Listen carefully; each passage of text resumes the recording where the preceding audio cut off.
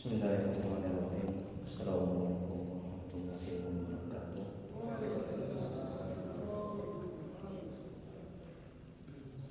Alhamdulillahirabbil alamin. Hadi nasta'in ala umuri dunya waddin. Asyhadu an la ilaha illallah wahdahu la syarika lah. Wa asyhadu anna Muhammadan abduhu wa rasuluh. Allahumma shalli wa sallim wa barik ala sayyidina Muhammad abdika wa rasulika nabiyil ummi wa ala alihi washabihi ajma'in. Rabbi shrah li sadri wa yassir li amri wahlul min lisani yafqahu qawli. Rabbana zidna ilma warzuqna fahma waj'alna minasy shalihin. Ya Allah ya Rabb, yang Maha Pengasih lagi Maha Penyayang, ampuni ya Allah dosa kedua orang tua kami. Ampuni ya Allah dosa kami ya Allah. Ya Allah, mudahkan kami mencari ilmu, mudahkan kami mempelajari ilmu, mudahkan kami ya Allah memahami ilmu dan mengamalkannya ya Allah. Ya Allah, berkahi majelis ini, berkahi ya Allah rumah kami ya Allah. Amin ya rabbal alamin. Mari kita mulai kajian manajemen qalbu, manajemen hati, kitab Al-Hikam karangan Syekh Imam Ibnu Athaillah As-Sakandari. Semoga Allah merahmati dan meridainya. Amin. Dengan membacakan nama kitab, adapun pahalanya kita hadiahkan untuk Nabi Muhammad SAW kepada sahabat-sahabatnya.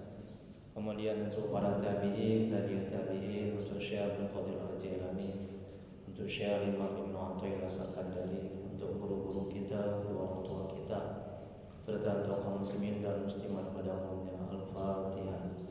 A'udzu billahi minasy syaithanir rajim. Bismillahirrahmanirrahim. Alhamdulillahi rabbil alamin. Ar-Rahmanir Rahim. Maliki yaumiddin. Iyyaka na'budu wa iyyaka nasta'in. Ihdinas siratal mustaqim. Siratal ladzina an'amta 'alaihim ghairil maghdubi 'alaihim waladdallin. Amin. Ilaahi anta maqsudi wa ridhaka matlubi. Ya Allah, Engkau yang kami tuju, keridhaan-Mu yang kami cari. Amin. Bapak, Ibu, jemaah pengajian Allah Subhanahu wa taala. Amin ya rabbal alamin. Baik, sekarang kita masuk hikmah yang ke-11. Betul, Bu?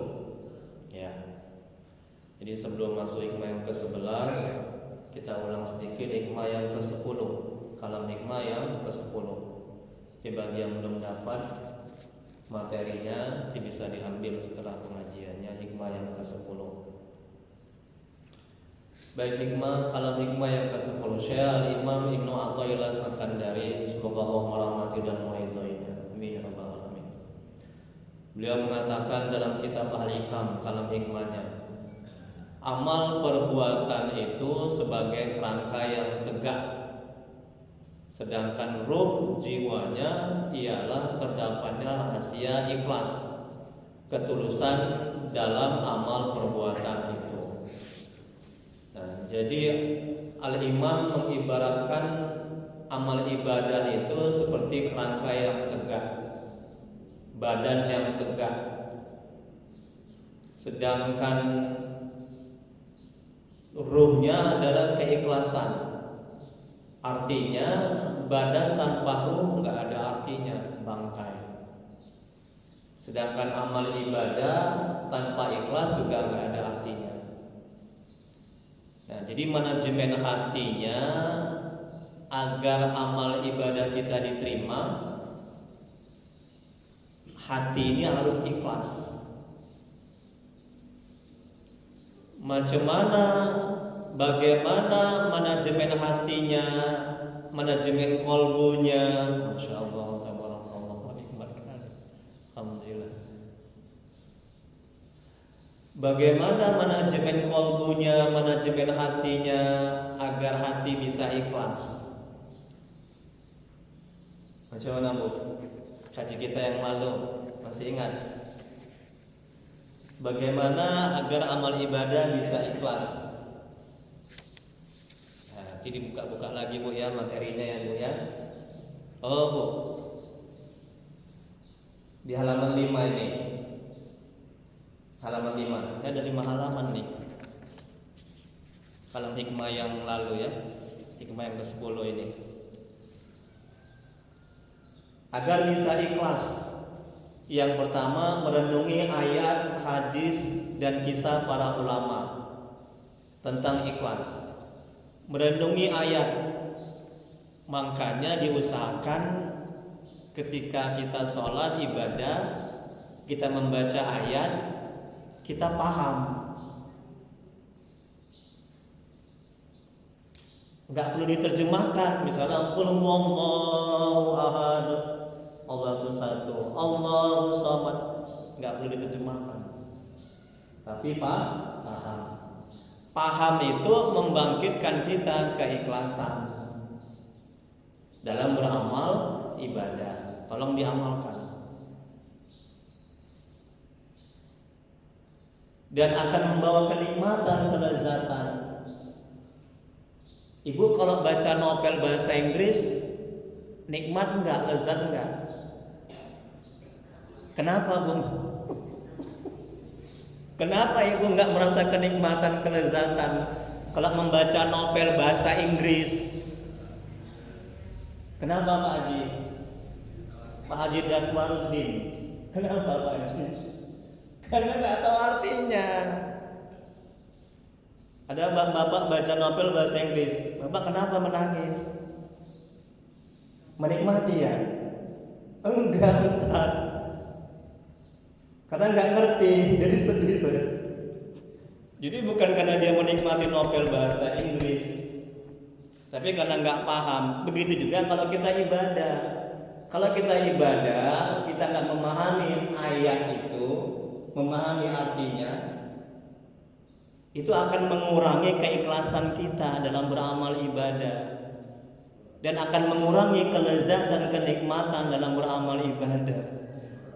Masya Allah, tabarakallah, subhanallah. Ini ya, kata al-imam, merenungi ayat agar bisa ikhlas, kemudian hadis dan kisah para ulama tentang ikhlas. Saya ini untuk berbagi. Saya kalau dapat musibah, hati, akal pikiran saya kontak ke Allah, dan juga kontak ke hati saya, kontak ke, ingat ke almarhum Kiai Haji Bangkalan. Apa? Ya, gelarnya Bangkalan. Lah lupa saya. Ada seorang ulama besar, seorang wali Allah. Siapa Pak? Ada yang dia gelarnya Bangkalan ujungnya. Khalil Bangkalan. Semoga Allah merahmati dan meridhoinya. Itu wali Allah. Nah, ini kata-kata al-imam, agar bisa kita ikhlas, agar bisa bersabar. Renungi ayat, hadis, kisah para ulama tentang ikhlas. Almarhum Kiai Haji Khalil Bangkalan, ketika kami mondok di Madura, ya, itu luar biasa karomahnya dia itu. Nah, coba ingat dia, bagaimana keikhlasan dia dalam beramal ibadah, ketawaduannya, ilmunya, karomah-karomahnya, kelebihannya, sehingga kita akan bisa ikhlas dan bisa bersabar. Kemudian bahayanya bila tidak ikhlas. Nah, ini coba renungkan dalam hati, ini manajemen hatinya. Kalau kita nggak ikhlas beramal ibadah, amal ibadah kita rusak. Kalau nggak ikhlas beramal ibadah, amal ibadah kita dicampakkan ke muka kita dalam suatu riwayat. Kalau kita nggak ikhlas dalam beramal ibadah, sia-sia amal ibadah kita. Terus yang kedua, kata al-imam, agar bisa ikhlas, menyembunyikan amal soleh yang sunat, baik sebelum dan sesudah. Nah, makanya Rasulullah SAW bersabda, sebaik-baiknya sholat itu di rumah. Betul bu? Betul bu? Sebaik-baiknya sholat itu di rumah. Ya Pak Haji. Sholat sunat, bukan sholat wajib. Apa hikmahnya sholat sunat di rumah? Hikmahnya untuk membangkitkan keikhlasan. Hikmahnya agar kita bisa belajar ikhlas. Sedekah juga begitu. Usahakan jangan lihat orang kalau untuk belajar. Nah ini kata al-imam. Kemudian berikutnya, memutus tamak dari makhluk. Tamak, rakus. Jadi berusaha nikmat orang pindah ke kita. Macam mana manajemen hatinya bu, agar kita tidak tamak atas rezeki orang lain. Timbulkan kesadaran dalam hati bahwa sebelum kita ada, sebelum bumi ini ada, rezeki sudah dibagikan, sudah selesai, betul. Yang ada hanya Allah. Enggak mungkin rezeki saya pindah ke Pak Haji. Itu enggak mungkin. Ya, enggak akan terjadi. Kalau kita sadar akan hal itu dalam hati kita enggak akan tamak, rakus dan berusaha rezeki orang untuk pindah ke kita. Masya Allah, tabarakallah. Ini manajemen hatinya. Ya bu ya. Nah yakini bahwa rezeki sudah selesai dibagikan. Itu dia manajemen hatinya. Itu yang ketiga kata lima. Terus yang keempat, agar bisa ikhlas, selalu mujahadah. Apa mujahadah? Berusaha keras, sungguh-sungguh untuk bisa ikhlas. Itulah dia mujahadah. Kemudian riyadhah. Bagaimana riyadhahnya latihannya? Nah latihannya kalau yang sunat-sunat usahakan jangan diketahui orang. Amal ibadah itu. Sedekah usahakan jangan diketahui orang. Sholat sunat lebih baik di rumah ketimbang di masjid. Apalagi hikmahnya sholat rumah itu dibuat untuk sholat, agar lari itu jin, setan segala macam. Agar rumah itu berkah. Makanya rumah itu dibuat untuk sholat. Sholat sunat, kalau yang wajib ke masjid, jangan ke rumah. Masya Allah. Ya makanya Rasulullah SAW bersabda, barang siapa yang mendengar azan, bu, tolong bu pahami, laki-laki itu perempuan juga. Barang siapa yang mendengar azan, kemudian dia sholat di rumah, tidak menyauti panggilan azan sholat ke masjid, maka tidak ada sholat baginya. Ulama menjelaskan sholatnya tidak sempurna kalau dia mendengar azan, dia sholat di rumah. Tapi kalau dia nggak mendengar azan atau dia ada uzur, ada halangan untuk ke masjid, tidak apa-apa. Nah ini ya. Kemudian berikutnya doa agar bisa ikhlas. Ya Allah, tolong ya Allah, beri aku keikhlasan ya Allah. Bu, keikhlasan itu bukan karena amal ibadah kita, bukan karena tahajud kita, bukan karena zikir kita. Ya, ini harus dipahami. Makanya kita minta selalu. Ya. Oh aku udah tahajud tiap malam, ikhlaslah aku. Oh aku udah banyak sedekah, ikhlaslah aku. Enggak. Ikhlas itu karunia Allah, anugerah Allah, pemberian Allah yang Allah berikan ke dalam hati kita. Makanya hati kita mesti dipersiapkan dulu. Allah nggak akan memberikan, bu, ya. Ini untuk mendekati paham. Kalau saya ini isi penuh ini kan begini. Nah, udah. Kalau saya isi lagi bisa nggak Bu? Nggak bisa, tumpah. Begitu juga dengan hati. Allah tidak akan memberikan keikhlasan ke dalam hati kita kalau hati kita penuh dengan cinta kepada dunia, cinta kepada anak, lebih cinta kepada anak, harta, pangkat, jabatan, istri, orang tua, suami, pekerjaan. Hati lebih cinta kepada bola, pertandingan bola. Itu Allah nggak berikan. Kosongan dulu hati. Bersihkan hati dulu dari penyakit-penyakit hati. Dengan apa? Dengan zikir, beramal ibadah, dengan ketaatan. Baru Allah akan memberikan keikhlasan ke dalam hati kita. Paham Bu? Mudah-mudahan kita bisa mengamalkannya. Kemudian berikutnya, agar bisa ikhlas, berteman dengan teman yang ikhlas. Kalau kita berteman dengan orang yang enggak ikhlas, kita akan ikut tidak ikhlas. Makanya nafsu itu cenderung mengikuti kepada orang sekelilingnya. Kalau kita berteman dengan orang yang ikhlas, kita akan ikut ikhlas. Masya Allah. Yang terakhir, yang ketujuh, merasa cukup dengan ilmu Allah. Merasa cukup dengan ilmu Allah. Allah Maha Kaya, Allah Maha Memberi, Allah Maha Menolong, Allah Maha Mencukupi, Allah Maha Membalas. Apa pedulinya dengan makhluk? Masya Allah, tabarakallah. Kalau ilmu Allah ini sudah ibu pahami, hati ibu akan bisa ikhlas. Semata-mata beramal ibadah karena Allah, mengharap ridha Allah.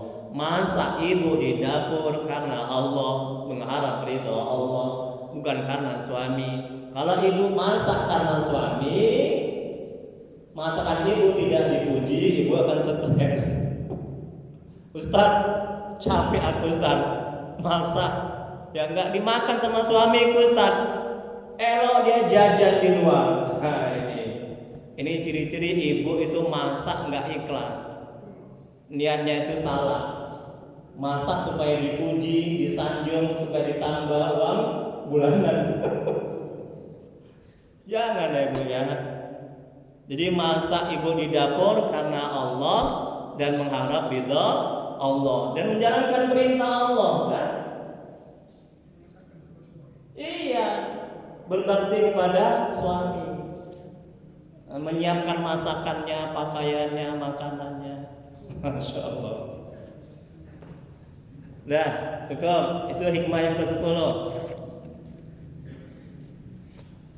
Jadi amal perbuatan itu sebagai kerangka yang tegak, sedangkan ruh jiwanya ialah terdapannya rahasia ikhlas, ketulusan dalam amal perbuatan itu. Masya Allah, nikmat kali al-hikamnya. Alhamdulillah, karunia Allah. Nah, ini pemberian Allah ke dalam hati kita, termasuk hati saya ya. Nah. Oke, sekarang buka Bu hikmah yang ke-11 Bu. Udah dapat semua Bu? Nah, alhamdulillah. Ini tahun baru ya Pak Haji ya. Tahun baru. Nah, diawali dengan perbuatan tindakan ibadah yang harus lebih baik ketimbang yang lalu. Makanya Rasulullah SAW bersabda, barang siapa yang hari ini lebih baik dari hari kemarin, maka dia termasuk orang yang beruntung. Barang siapa yang hari ini sama saja dari hari kemarin, berarti dia orang yang merugi. Dan barang siapa hari ini lebih buruk dari hari yang kemarin, maka dia orang yang terlaknat. Ayo sama-sama di tahun baru ini kita menjadi lebih baik dari hari yang kemarin. Yang tadinya nggak mengenal Allah jadi mengenal Allah. Yang tadinya nggak ke masjid jadi ke masjid. Yang tadinya nggak sholat menjadi sholat. Yang sholatnya bolong-bolong menjadi penuh. Ayo ya. Baik, hikmah yang ke-11. Lihat semua Bu.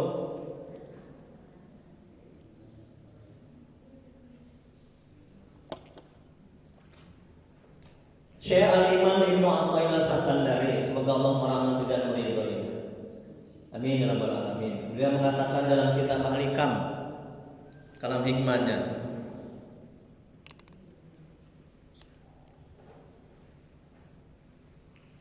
tanamkanlah wujudmu dalam bumi yang sunyi sepi. Masya Allah, tabarakallah.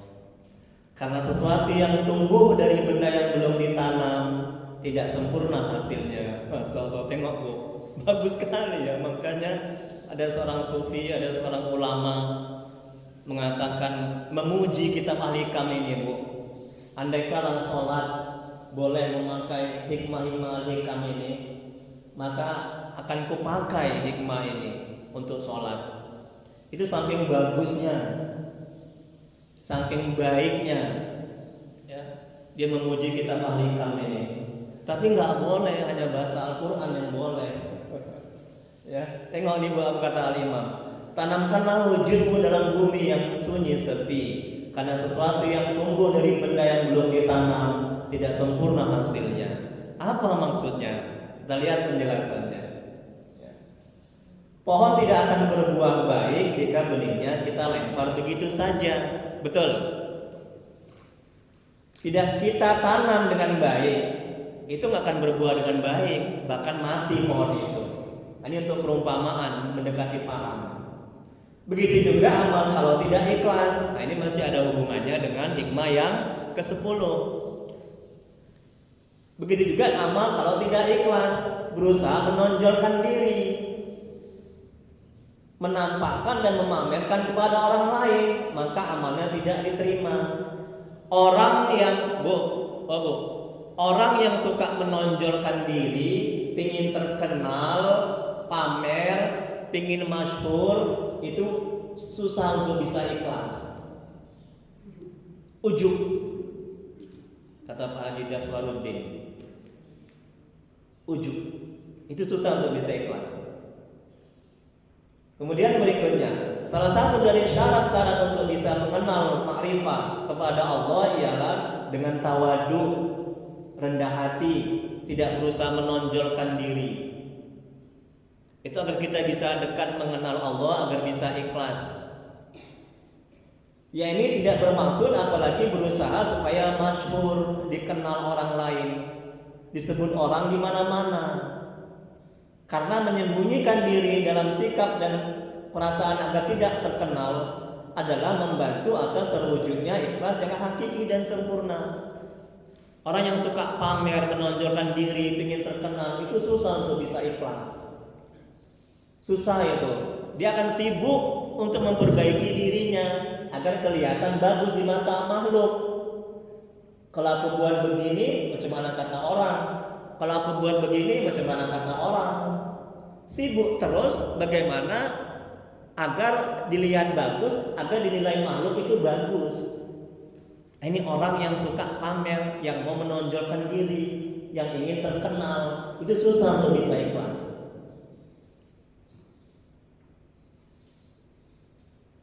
Kemudian berikutnya, ketidakmasyhuran merupakan bagian dari ikhlas.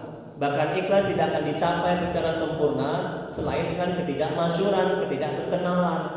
Sebab dalam ketidakmasyhuran tidak ada nafsu. Tengok itu Bu. Nafsu itu suka dengan masyhur, terkenal, dipuji orang, disanjung orang. Nah, kalau nggak ada dia dicari orang, ya.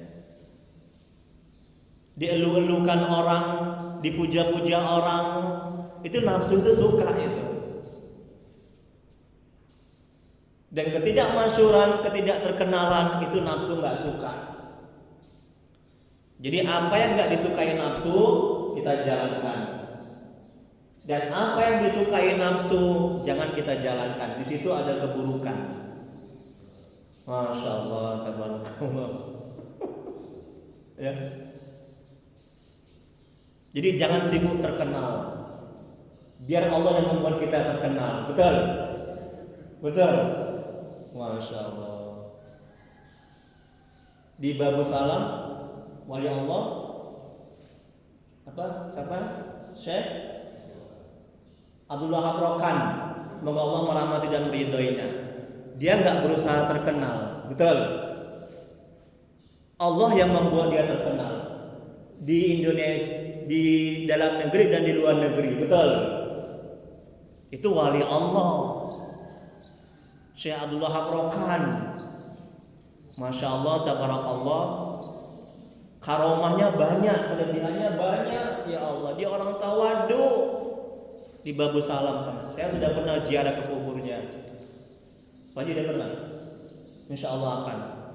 Amin. Ya, itu. Dia nggak berusaha menonjolkan diri. Dia nggak berusaha untuk terkenal. Ya. Tapi Allah yang diperkenalkan.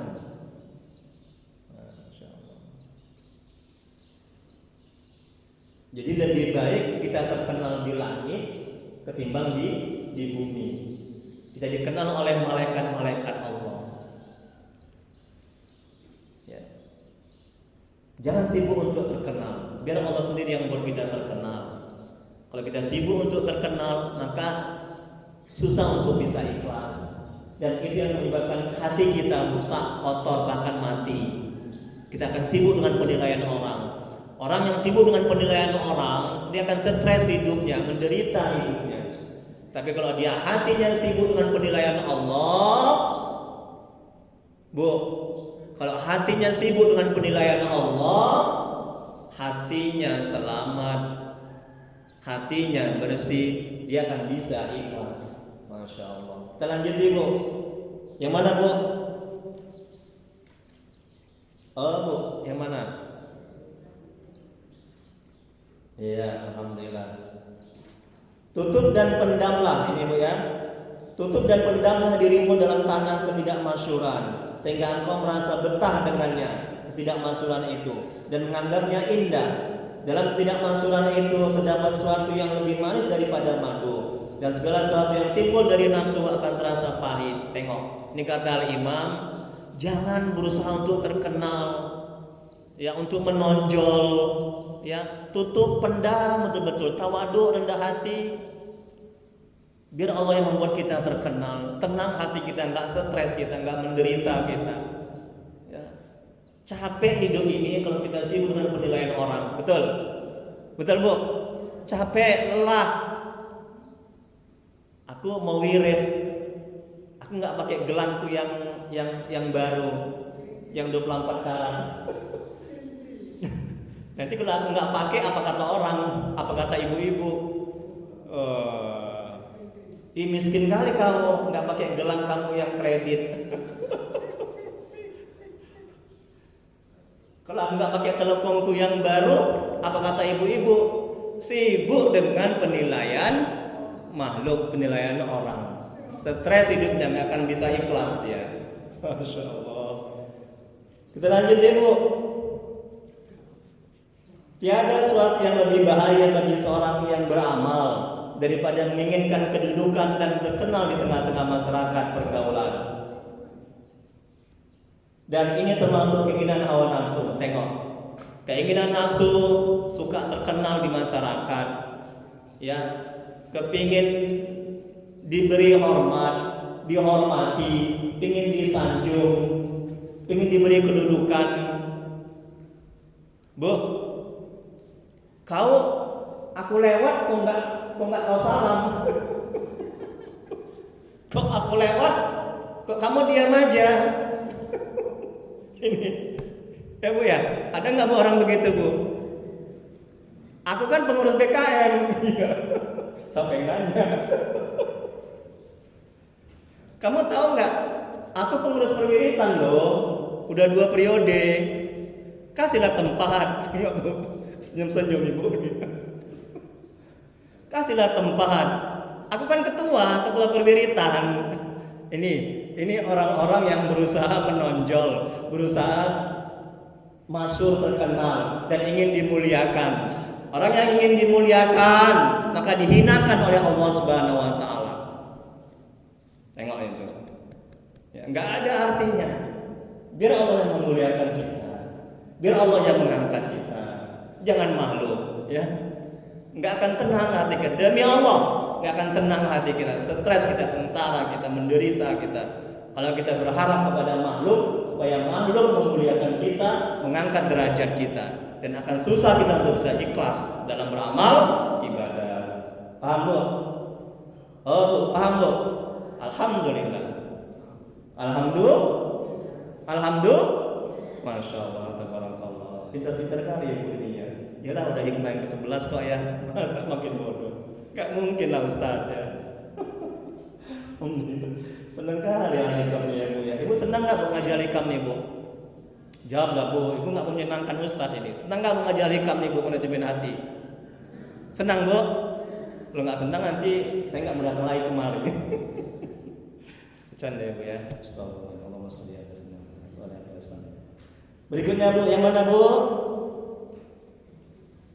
Hadis Nabi pintar. Rasulullah SAW bersabda, siapa yang merendahkan diri, tengok nih bu, kata Nabi, siapa yang merendahkan diri, maka Allah akan memuliakannya. Siapa yang merendahkan diri, merendah hati, Allah akan memuliakannya. Dan siapa yang sombong, besar diri, tinggi hati, Allah akan menghinakannya.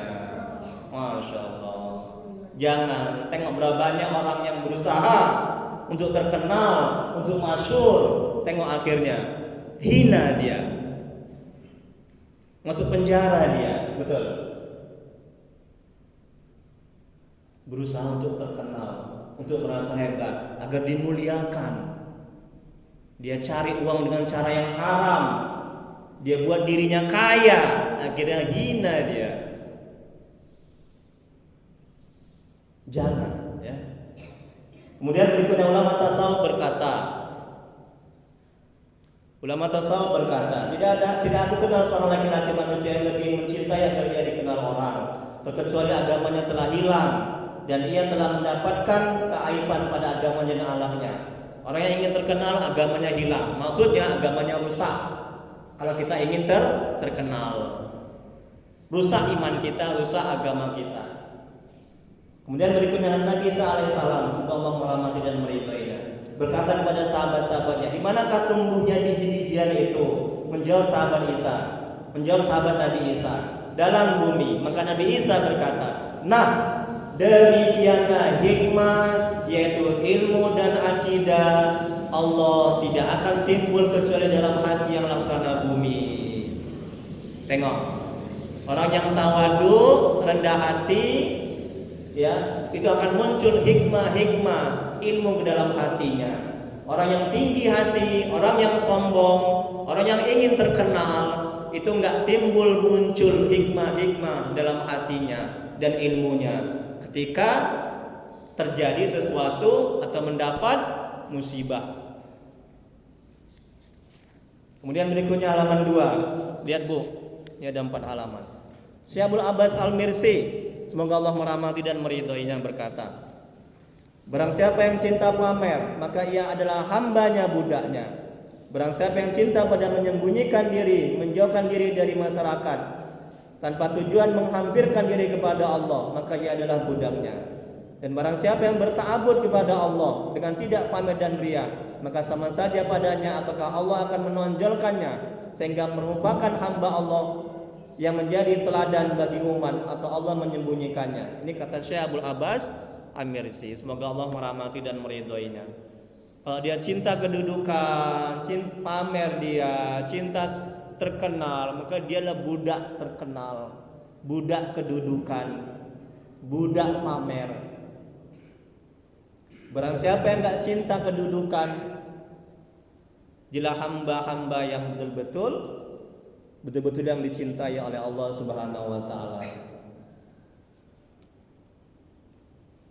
Seorang arif berkata, setiap engkau pendam nafsumu, maka hatimu mendaki meningkat kualitasnya lebih tinggi dan semakin tinggi. Masya Allah. Setiap kita kekang nafsu kita dengan beramal ibadah, maka hati ini semakin peka, hati ini semakin bersih, hati ini semakin dekat kepada Allah, hati ini semakin mengenal Allah. Masya Allah. Kemudian berikutnya Rasulullah SAW bersabda, betapa banyak orang yang tidak bersisir, bahkan berdebu, hanya punya 2 baju lusuh dan hilang dari pandangan manusia. Namun jika mereka bersumpah atas nama Allah, niscaya Allah akan merealisasikan sumpah mereka. Betul bu? Orang-orang yang pakainya compang-camping, pakaiannya jelek, jangan disepelekan. Boleh jadi dia wali Allah. Orang yang minta-minta itu jangan disepelekan. Boleh jadi dia kalau berdoa langsung doanya diijabah. Iya kan? Ya, jangan kita pandang sebelah mata. Oh, pakaiannya compang-camping, perawakannya buruk. Hati-hati, boleh jadi dia tuh wali Allah. Ya. Nah, wali Allah itu pakaiannya itu tidak mewah-mewah, sederhana. Tengok Nabi itu ya Pak Haji. Nabi itu sederhana pakaiannya. Ya. Kemudian berikutnya,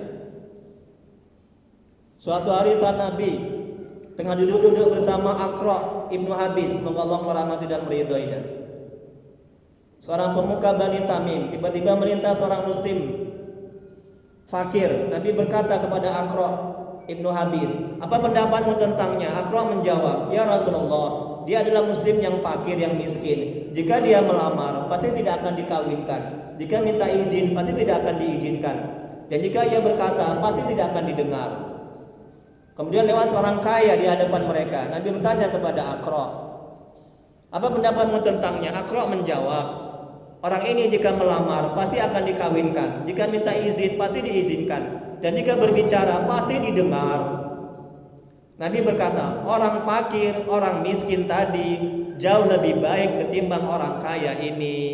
Kenapa?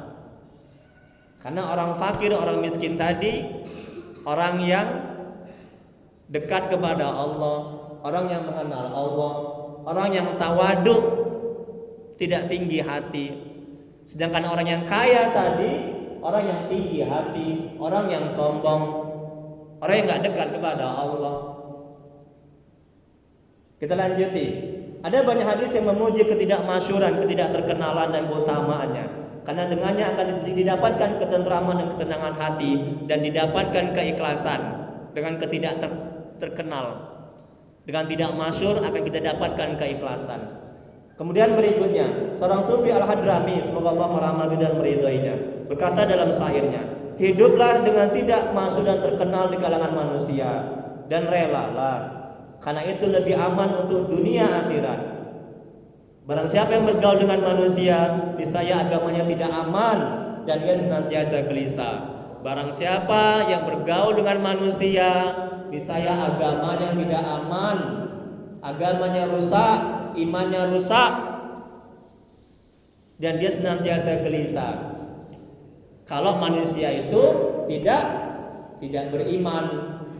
Kalau manusia itu beriman, kita harus gauli dan temani. Kemudian berikutnya, ikhlas akan menghilangkan riya dan syirik ringan, syirik khafi dari amal. Rahasia ikhlas akan menghilangkan ujub berbangga diri dan akan mendisiplinkan nafsu. Sedangkan riya akan merusak kesahan amal dan ujub akan merusak kesempurnaan amal. Orang yang riya rusak amalnya. Orang yang tidak ikhlas rusak amalnya.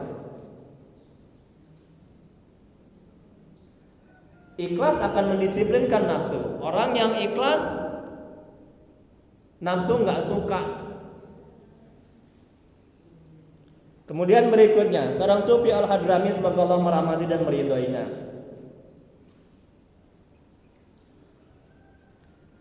ini tadi udah ya, apa-apa kita baca lagi. Hiduplah dengan tidak masyhur, tidak perlu disanjung, dipuji dan terkenal di kalangan manusia, dan relalah, karena itu lebih aman dunia dan akhirat. Barang siapa yang bergaul dengan manusia, niscaya agamanya tidak aman dan ia senantiasa gelisah. Bergaul dengan manusia, manusia yang tidak beriman. Kalau manusia yang soleh, manusia yang beriman, harus kita gauli, harus kita kawani. Lihat berikutnya Bu, halaman 3. Sebagian ahli hikmah mengatakan bahwa ketidakmasyhuran, ketidakterkenalan adalah nikmat dan nafsu tidak menyukainya. Ketenaran, kemasyhuran adalah siksa, tetapi nafsu menginginkannya. Tengok, terkenal nafsu suka. Tersiksa kita kalau terkenal. Batin kita tersiksa. Kita serba salah hidup ini. Kita sibuk dengan penilaian orang, sehingga kita tidak akan bisa ikhlas dan rusak hati kita. Kemudian berikutnya Syekh Ibrahim bin Adham, semoga Allah merahmati dan meridhoinya, berkata, tidak benar-benar bertujuan kepada Allah siapa yang ingin terkenal. Siapa yang ingin terkenal, ingin masuk, dipuji orang, disanjung orang, akan susah untuk dekat kepada Allah, akan susah mengenal Allah, akan susah untuk bisa ikhlas beribadah semata-mata karena Allah dan mengharap kepada Allah. Sebaliknya, dia akan beribadah karena makhluk dan mengharap makhluk, bergantung, bersandar kepada makhluk. Kemudian berikutnya, yang mana Bu? Syekh Ayub Asy-Syakhtiani, semoga Allah merahmati dan meridhoinya. Demi Allah, bersumpah dia Bu. Tengok Bu. Demi Allah, tiada seorang hamba yang sungguh-sungguh ikhlas pada Allah, melainkan ia merasa senang, gembira jika ia tidak mengetahui kedudukan dirinya. Orang yang tidak mengetahui kedudukan dirinya itu akan bisa ikhlas. Orang yang mengetahui mengenal kedudukan dirinya itu mulia, dirinya itu hebat, dirinya itu pantas masuk surga, dirinya harus dimuliakan, dirinya harus disanjung, diberi kehormatan, ini tidak akan bisa ikhlas.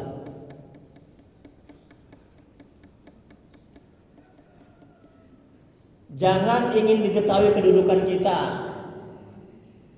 Masya Allah. Saya ulangi Bu, ini kata Syekh Ayub Asy-Syakhtiani. Jangan ingin diketahui kedudukan kita. Kita ini pengurus masjid, kita ini pengurus perwiritan, kita ini letkol, kolonel, kita ini pangkat jabatan tinggi, kita ini bisa meruqyah. Oh, kena Ustadz. Bisa ngobati orang. Di kampung kita ini dimuliakan, orang hormat. Oh, Pak Haji, jangan ingin diketahui kedudukan kita. Ini kata Syekh Ayub Asy-Syakhtiani. Kalau itu yang kita lakukan, siap-siap kita nggak akan bisa ikhlas. Kotor hati kita, stres kita, menderita kita dalam hidup. Demi Allah, bersumpah dia. Ya, nggak tenang hidup kita. Masya Allah, nikmatnya manajemen hati ini ya. Allah, kalau udah begini Bu, nggak ada duit tenang hati kita, ada duit tenang hati kita, diomeli istri tenang hati kita. Mama kok merepet aja. Mama tahu tadi kajian Al-Hikam. Suami merepet, tenang hati kita. Dapat penyakit, tenang hati kita. Masya Allah. Enak nggak Bu? Oh Bu, enak nggak Bu? Apanya enak? Ustaz ini. Kita lanjut ya Bu, sedikit lagi ya Bu ya, sabar ya Bu ya. Masih jam 6. Jam 6 Ustaz. Yang mana sekarang Bu? Iya, Muaz bin Jabal. Muaz bin Jabal, semoga Allah merahmati dan meridhoinya. Rasulullah SAW bersabda, sungguhnya sedikit riya itu sudah termasuk syirik. Sedikit riya. Orang yang beramal karena makhluk, karena sesuatu, riya, tidak ikhlas, termasuk syirik. Dan siapa yang memusuhi seorang waliullah berarti telah melawan, berperang kepada Allah. Dan Allah akan sayang pada hamba yang takwa, yang tersembunyi, tidak terkenal. Tengok Bu, Allah sayang, cinta kepada hamba yang tidak berusaha terkenal, yang tersembunyi. Tapi bukan berarti di rumah aja, nggak keluar-keluar. Pak, Bu, Ibu kok nggak keluar-keluar? Iya, aku mau tersembunyi, aku nggak mau terkenal. Ya. Nanti aku bisa nggak ikhlas. Bu, ayo wirid Bu, ayo ngaji kita ke masjid Al-Hikam. Nggak mau, aku mau di rumah aja, nggak mau keluar-keluar. Aku mau tersembunyi, aku nggak mau terkenal. Ketawa Pak Haji ya. Nggak gitu lagi Bu, ya. Nggak gitu, bukan begitu, ya. Jangan salah paham, ya. Nah, Jadi sementang-mentang kata Allah, ini kata Nabi nih ya, dan Allah akan sayang pada hamba yang takwa, yang tersembunyi, yang tidak terkenal. Allah suka, Allah cinta. Yang bila tidak, perhatikan Bu, oh Bu, perhatikan. Yang bila tidak ada, tidak dicari. Masya Allah. Perwiritan. Ibu itu mana ya, kok nggak ada ya? Bapak itu mana, kok nggak ada ya? Bilang nggak ada, nggak dicari dia. Itu orang yang soleh, itu wali Allah itu. Dia dikenal di langit, malaikat mengenalnya, tapi nggak kenal di bumi. Masya Allah. Siapa Pak Haji? Pinter, alhamdulillah. Semoga Allah membalas kebaikan Pak Haji. Siapa Bu? Uwais Al-Qarni. Di bumi tidak dikenal orang, di langit dia sangat terkenal. Malaikat sangat mengenalnya. Ya Allah. Enak nggak Bu? Seperti Uwais Al-Qarni itu Bu. Ya. Tengok.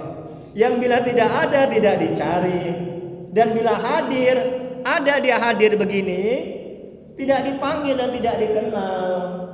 Siapa ya yang di ujung pojok sana ya? Diam, dia zikir, dia. Orang nggak kenal dia. Ya. Udah?